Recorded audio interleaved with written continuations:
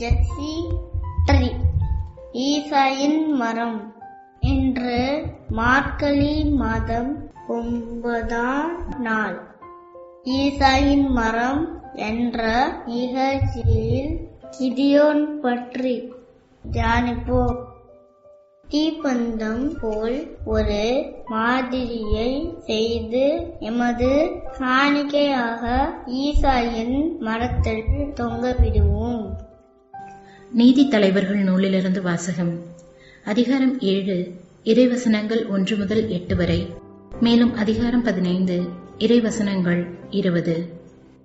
எருபாகால் என்ற கிதியோனும் அவருடன் இருந்த மக்கள் அனைவரும் அதிகாலையில் எழுந்து அரோது நீரூற்றருகே பாளையம் இறங்கினர். மிதியானியர் பாளையம் இவரது பாளையத்திற்கு வடக்கே மோரே மலை அருகே பள்ளத்தாக்கில் இறங்கியிருந்தது. ஆண்டவர் கிதியோனை நோக்கி, உன்னுடன் இருக்கும் மக்கள் ஏராளமாக இருப்பதால் மிதியானியரை அவர்கள் கையில் ஒப்படைக்க மாட்டேன். இல்லையெனில் எம் கையே எம்மை காத்தது என்று கூறி இஸ்ரேல் மக்கள் எனக்கு எதிராக தற்பெருமை கொள்வர்.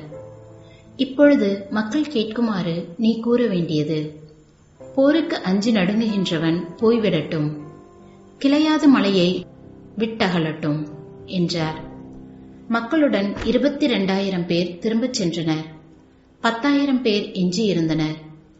ஆண்டவர் கிதியோனிடம், மக்கள் இன்னும் ஏராளமாக உள்ளனர், அவர்களை நீர்நிலைக்கு அழைத்து வா, அங்கே உனக்காக அவர்களை தேர்ந்தெடுப்பேன். இவன் உன்னுடன் செல்வான் என்று யாரை குறித்து உன்னிடம் குறிப்பிடுகிறேனோ அவன் உன்னுடன் செல்வான். இவன் உன்னுடன் செல்ல மாட்டான் என்று யாரை குறித்து குறிப்பிடுகிறேனோ அவன் உன்னுடன் செல்ல மாட்டான் என்றார். அவர் மக்களை நீர்நிலைக்கு அழைத்துச் சென்றார். ஆண்டவர் கிதியோனிடம், நாய் போன்று நாக்கினால் நீரை நக்கி குடிப்பவர்களை எல்லாம் தனியாக நிறுத்து, முழங்காலில் மண்டியிட்ட நீரை குடிப்பவர்களை எல்லாம் தனியாக நிறுத்து என்றார். நாக்கினால் நக்கி குடித்தவர்களின் எண்ணிக்கை 300. மற்ற மக்கள் அனைவரும் நீர் அருந்த முழங்காலில் மண்டியிட்டனர். ஆண்டவர் கிதியோனிடம், நக்கி கொடுத்த 300 பேர் மூலம் நான் உங்களை விடுவிப்பேன். நான் மிதியானியரை உன் கையில் ஒப்படைப்பேன். மற்ற எல்லா மக்களும் தமக்குரிய வீடுகளுக்கு செல்லட்டும் என்றார். அந்த 300 பேர் தங்கள் கைகளில் உணவுப் பொருள்களையும் தங்கள் எக்காலங்களையும் எடுத்துக்கொண்டனர். அவர் மற்ற எல்லா இஸ்ரேலரையும் அவர்கள் கூடாரத்திற்கு அனுப்பிவிட்டு அந்த 300 பேரை தம்முடன் நிறுத்திக் கொண்டார். மிதியானியரின் பாளையம் அவர் இருந்த இடத்திற்கு கீழே பள்ளத்தாக்கில் இருந்தது.